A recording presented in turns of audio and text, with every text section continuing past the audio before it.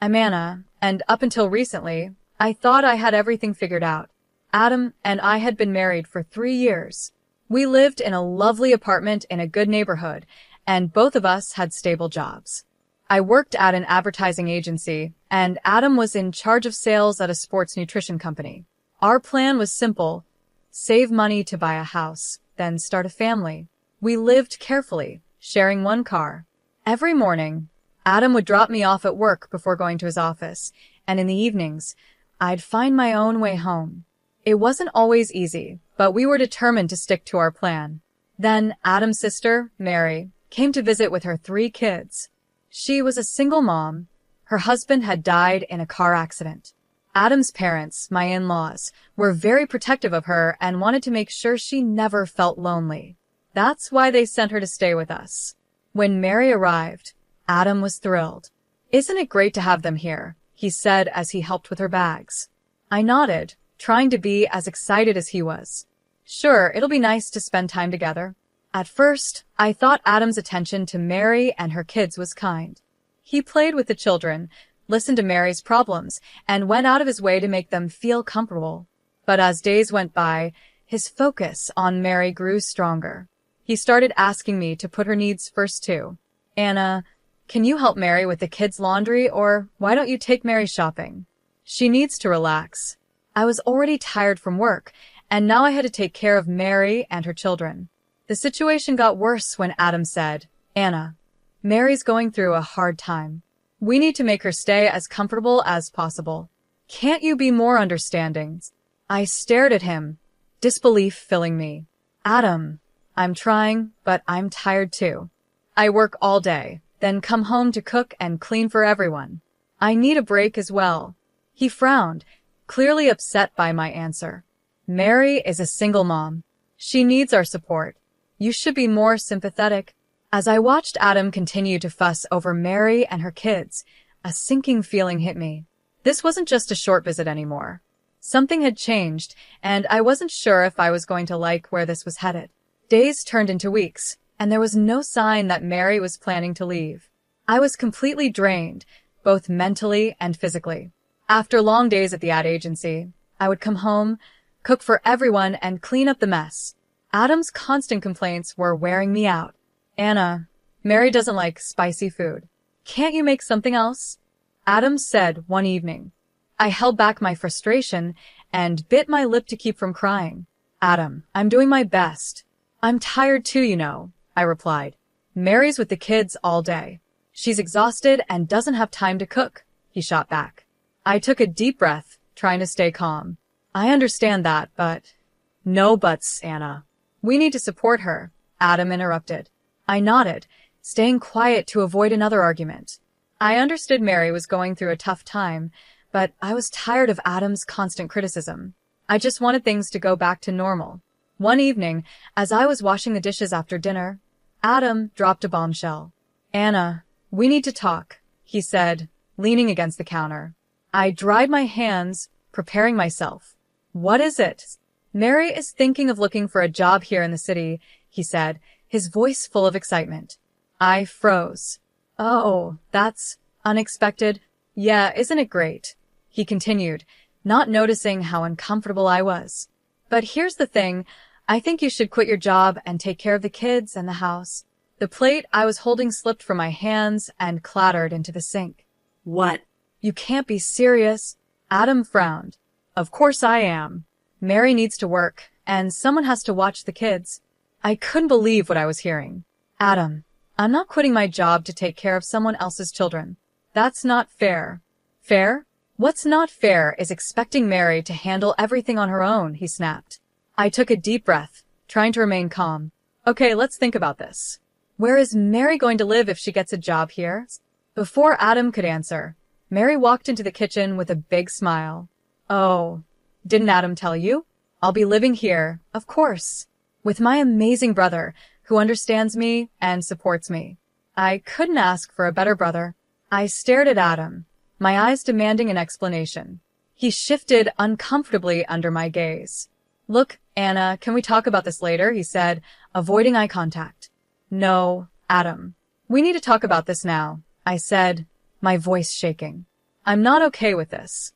We can't all live together. It's too cramped in this apartment for 7 people. Adam's face lit up like he had just thought of a brilliant idea. But honey, don't you see? This is perfect. We were planning to buy a house anyway, and now we have an even better reason to do it sooner. There'll be plenty of space for everyone. I couldn't believe what I was hearing. Adam, that's not the point. We can't just, but he cut me off mid-sentence, his attention already somewhere else. Sorry, Anna. We'll talk later. I promised the kids I'd play with them. And just like that, he was gone, leaving me standing in the kitchen, my mouth wide open, feeling like I'd been hit by a truck. From that day, everything changed. Adam stopped driving me to work, always with the same excuse. Sorry, babe, I'm really busy this morning. I knew he wasn't telling the truth, but I couldn't prove it. So, I started commuting on my own, both in the morning and evening, adding even more stress to my already busy days. One afternoon, I came home early from work, hoping to start dinner early. Instead, I walked into complete chaos. Mary was lying on the couch, glued to some trashy reality show, while her kids were running wild. Mary, I said, trying to keep my voice calm. What's going on here? She barely looked up. Oh, hi, Anna. The kids were bored, so I let them play. I looked around in shock. The walls were covered in crayon marks. Strange stains were all over the couch, and my beloved houseplants, the ones I had cared for over the years, were knocked over, with soil scattered across the floor. This isn't playing, Mary. This is destroying our home, I said, unable to hide the frustration in my voice. Mary shrugged, her eyes already back on the TV. They're just kids, Anna. Lighten up. I took a deep breath, counting to 10 in my head. Mary, I thought you were looking for a job. Any luck? She waved her hand dismissively. Oh, I've sent my resume everywhere, but nothing good has come up yet. They all want too much work for too little pay. I'm not desperate, you know. I bit my tongue, holding back what I really wanted to say. Of course, she wasn't desperate. She had everything handed to her here, with Adam and me paying for everything and doing all the work. That night, as Adam and I got ready for bed, I tried again to talk to him. Adam, we need to set some ground rules. Mary can't just let the kids run wild like that, and she needs to start helping out around the house. Adam sighed, looking frustrated. Anna, Mary's going through a tough time. Can't you cut her some slack? Slack? Adam, I've been cutting her slack for weeks. Our home is being destroyed. I'm doing all the work, and you're acting like I'm the one being unreasonable. Keep your voice down, Adam whispered. You'll wake everyone up. Look, I know it's not perfect, but it's family. We have to stick together. As I lay in bed that night, listening to Adam's soft snores, I felt even more alone. I couldn't help but wonder when I stopped feeling like part of this family, and more importantly, how much longer I could live like this. As the days turned into weeks, things at home only got worse. Adam seemed completely unaware of the chaos his sister and her kids were creating. Whenever I tried to set some rules or ask the kids to clean up after themselves, Mary would run to Adam and complain. One evening, I overheard her talking to him in a fake concerned voice. Adam, I don't think Anna likes the kids. She's always yelling at them, making them clean. They're just kids, you know. I waited for Adam to defend me, to at least say that asking kids to clean up isn't cruel. But instead, I heard him sigh. I'm sorry, Mary. I'll talk to her. That night, Adam came to me in our bedroom. Anna, look at this place. It's a mess. If you can't keep it clean with the kids here, maybe what, Adam? I asked, already knowing where this was headed. Maybe you should think about quitting your job. If you were home full-time, you could keep the house in order without putting so much pressure on the kids. I laughed bitterly. So now it's child labor to ask kids to clean up after themselves? Adam, do you even hear yourself? But he wasn't really listening. He'd been pushing this idea for weeks, and I was tired of arguing about it. You know what, Adam? Fine. You want me to quit? I quit. His eyes widened in surprise. Really? You mean it? I nodded, a plan forming in my mind. Yep, I'll call work tomorrow and tell them. Adam's face lit up with a big grin, and he hugged me tightly, not noticing how stiff I was in his arms. Oh, Anna, this is great. You'll see. Everything will be better now. The next day, I did call work, but not to quit. I spoke with my boss and explained that I needed to take a 4-month unpaid leave for family reasons. Luckily, I had recently trained an intern who could cover for me, and my boss was understanding and approved my request. When I told Adam I had quit, he beamed with pride, shooting a triumphant look at Mary. See? I told you Anna would come around. She understands the importance of family. As I watched them share their little moment of victory, I felt like a stranger in my own home. But I reminded myself that this was only temporary. I had given myself 4 months to see how things would play out, to see if Adam would realize the mistake he was making. The next morning, as Adam left for work, he kissed me on the cheek. "Have a great day at home, honey. I know you'll do an amazing job." I forced a smile and waved as he drove away. Then I stood there, wondering what my next move would be. I turned to face the mess inside the house. Mary was already lounging on the couch, remote in hand, while her kids ran around making a bigger mess. From the moment I quit my job, my life turned into a never-ending cycle of chores and looking after Mary's kids. I'd wake up at dawn, make breakfast for everyone, pack Adam's lunch, and spend the rest of the day cleaning, cooking, and taking care of the children. Meanwhile, Mary acted like she was on a permanent vacation. Days blurred together with the same routine. Mary would head out to shop or meet friends for coffee, leaving her kids with me without a second thought. I'd watch her drive away in Adam's car while I was stuck at home, juggling housework and childcare. Adam seemed completely unaware of how unfair everything had become. He'd come home, kiss me on the cheek, and ask, "How was your day, honey?" As if I had chosen this life, as if I was living my dream instead of his sister's.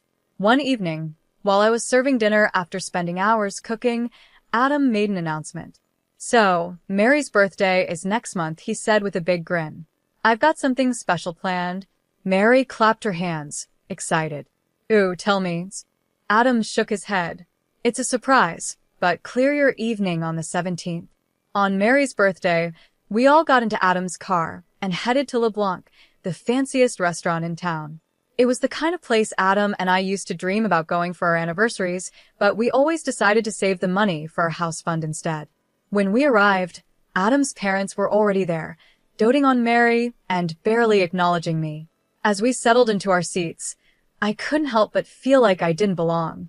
It felt like I was on the outside, looking in on someone else's family celebration. Throughout the meal, the conversation was all about Mary, her struggles, her strength, her dreams. I sat quietly, pushing food around my plate, feeling more invisible with each passing minute. After the main course, Adam stood up, gently tapping his glass to get everyone's attention. "I'd like to make a toast," he said, "to my amazing sister, Mary. You've been through so much, and you handle everything with such grace. I'm in awe of your strength." Mary beamed, soaking up all the praise. Adam continued, "And to celebrate your birthday, I have a special surprise." He reached into his pocket and pulled out a small box. For a split second, my heart leaped. Could this be a surprise for me? Maybe he was going to thank me for all the sacrifices I had made. But then, he turned to Mary and held out the box. "Mary, you've mentioned how hard it is getting around with the kids," he said, opening the box to reveal a set of car keys. "Happy birthday, sis. Your very own car, just like you've always wanted." The table erupted in applause and cheers. Mary jumped up, hugging Adam tightly.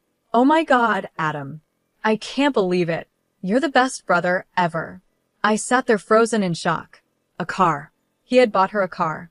My mind flashed back to all the times I had told Adam we needed a second car, and all the times he had said we couldn't afford it because we were saving for a house.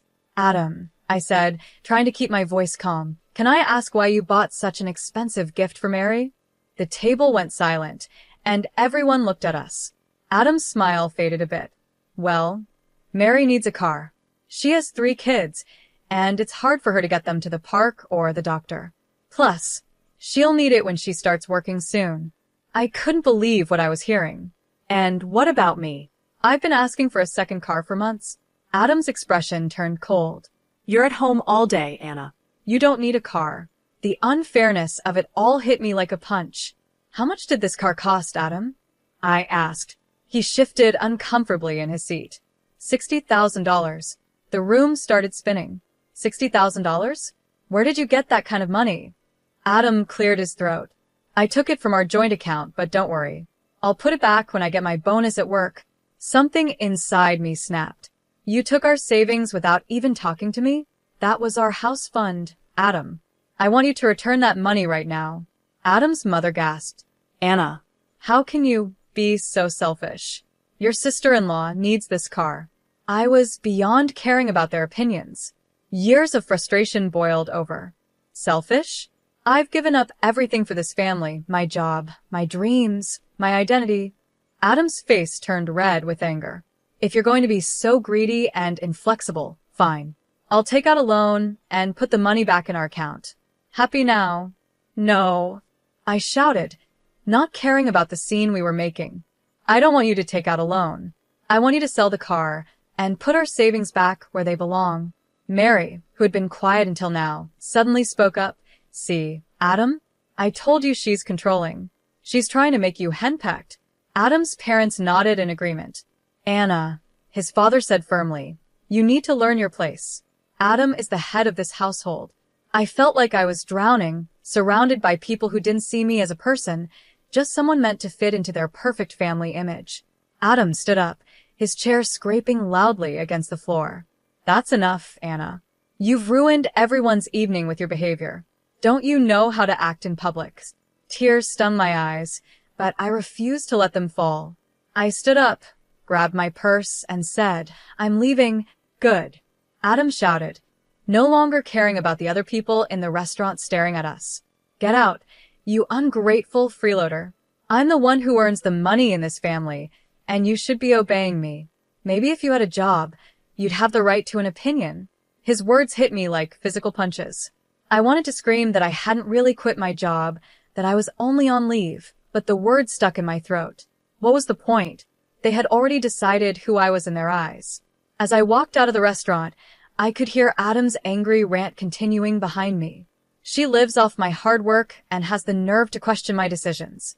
Can you believe it? The cool night air hit my face as I stepped outside, and the tears finally started to fall. I had never felt so humiliated, so angry, and so done. When I got to our apartment, my hands were shaking as I fumbled with the keys. The nanny looked up in surprise as I came in, tear-streaked and disheveled. I went straight to our bedroom, pulled out my suitcase, and began packing. I moved mechanically, gathering my clothes, toiletries, and a few precious mementos. I left a short note for Adam. I'm staying at a hotel. Don't try to contact me. The hotel room I checked into was small and plain, but it felt like a safe space. For the first time in months, I could breathe without the crushing weight of expectations and disappointment. That night, I couldn't sleep. I tossed and turned, replaying the events of the evening in my mind. By morning, I knew what I had to do. As soon as the law offices opened, I made an appointment with a divorce attorney. Mary Shelley came highly recommended, known for her fair but firm approach. Mrs. Frank, she said, shaking my hand. Tell me what brings you here today. I poured out my story. The slow destruction of my marriage, the financial betrayal, the public humiliation. Mary listened carefully, taking notes. Based on what you've told me, the lawyer said when I finished, you have a strong case for divorce. Your husband's actions with the joint account are particularly concerning. Let's get started on drafting the initial paperwork. Over the next few days, I threw myself into building a new life. I found a small apartment close to my office, and I called my boss to explain the situation, asking if I could return from leave early. She was understanding and welcomed me back with open arms. As I settled into my new routine, I hoped for an amicable divorce. I wasn't seeking revenge, just fairness. I suggested mediation to Adam, thinking it would be the easiest way to end things. I'm not asking for much, I told him during our first session. Just return the money you spent on Mary's car, and we can split the remaining joint account evenly. Adam scoffed. Return the money? That car was a gift to my sister. You're being ridiculous. The mediator tried to help, but it was clear Adam wasn't going to budge. After 3 sessions with no progress, I realized we'd have to go to court. The next few months were a whirlwind of legal meetings, paperwork, and court appearances. Adam fought me every step of the way, trying to paint me as a greedy person trying to take away his sister's car. Finally, after what felt like forever, the judge made her ruling.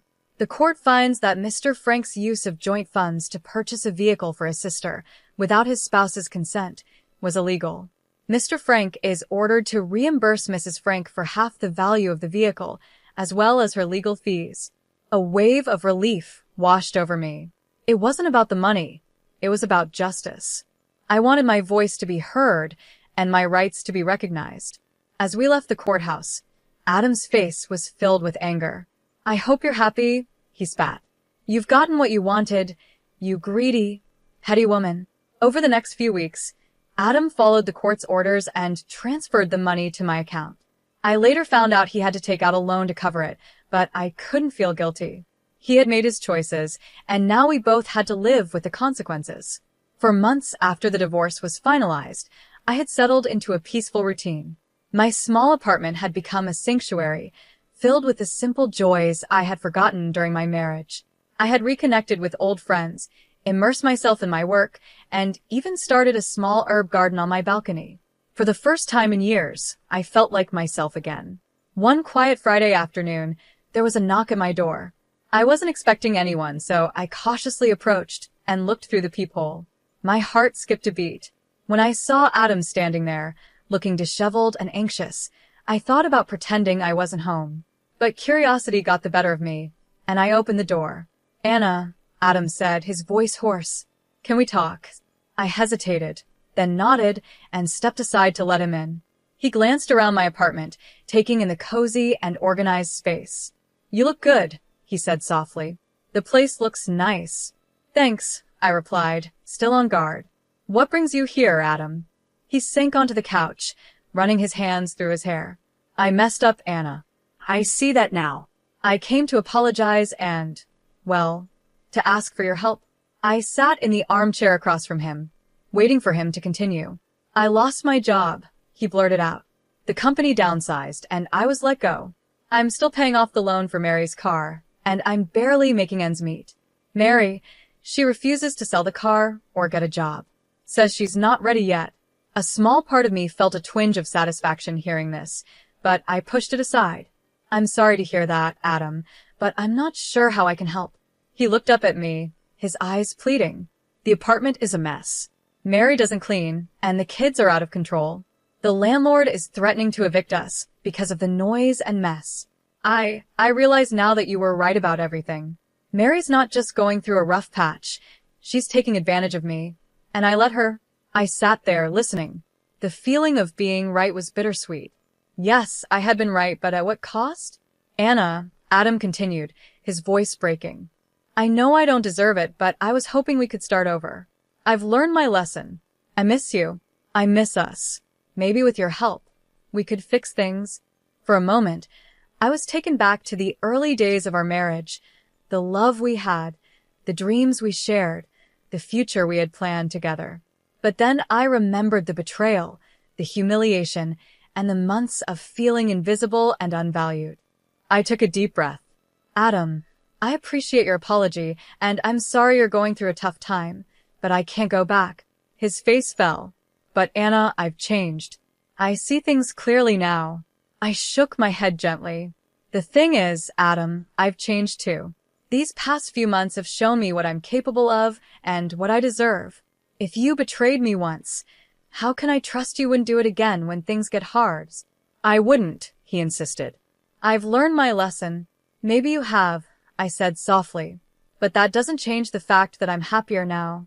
I found freedom in being on my own, in making my own choices without worrying about a partner who didn't value my opinions." Adam's shoulders slumped. So, that's it? "There's no chance for us." I stood up, making it clear the conversation was over. "I think it's best if you go, Adam. I really hope things get better for you, but I'm not the answer to your problems. You need to find your own path and make your own decisions." He nodded slowly and got to his feet. At the door, he turned to me one last time. "I really am sorry, Anna, for everything." "I know," I said quietly. "Goodbye, Adam." As I closed the door behind him, I leaned against it and let out a long breath. A mix of emotions filled me. Sadness for the dreams we once shared, a little satisfaction at seeing Adam face the consequences of his actions, but more than anything, I felt an overwhelming sense of relief and freedom.